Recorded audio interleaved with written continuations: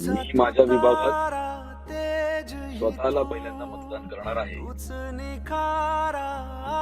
जे उमेदवार स्वतःला मतदान करू शकत नाहीत आणि ते तुमच्या मताची अपेक्षा ठेवतायत, अशा उमेदवारांना मतदान करताना विचार करा किंवा दोस्त करा.